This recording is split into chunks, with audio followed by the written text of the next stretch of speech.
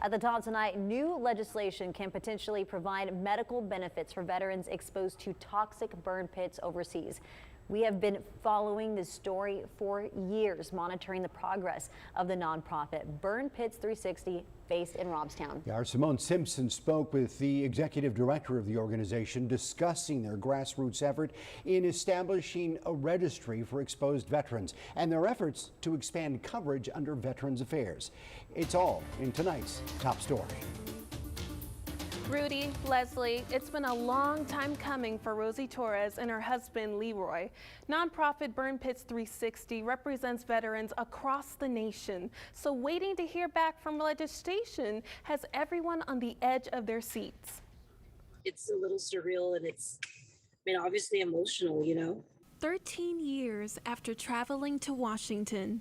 And seeing the tweets and the social media, look, momentum this morning it's been monumental. Bringing awareness to an issue that affects veterans nationwide. For us, I feel like this is the closest we've ever been.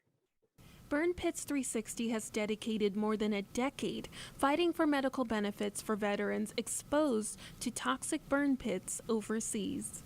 During wartime efforts, they're digging 10-acre pits and throwing everything in from the hazardous, the medical waste from the hospitals, amputated body parts. Leroy has been battling a lung condition for years after being exposed to the toxic fumes. Here I'm thinking I was more worried about indirect fire from mortar attack or possibly getting shot, but never, it crossed my mind that I would be dealing with this invisible enemy that followed us home. An invisible enemy that has already taken so many. We're not going to let up. We're going to continue the momentum where this will continue to be heard, especially for those that are no longer here, that we're the voice.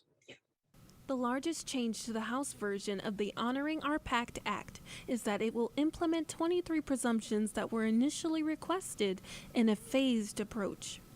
They'll release constrictive bronchiolitis and brain cancer in 2023 and then so forth and so forth. So it'll be a phased process, but we're happy that it's being done.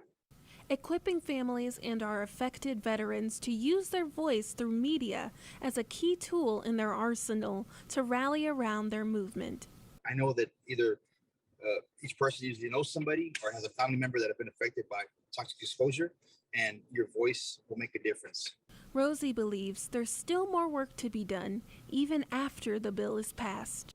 Our focus is to provide oxygen concentrators like the one Leroy has, stem cell treatment, hyperbaric chambers to veterans that are sick and those that are dying.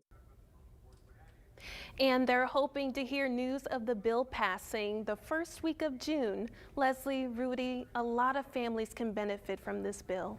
All right, Simone, thank you so much for that update.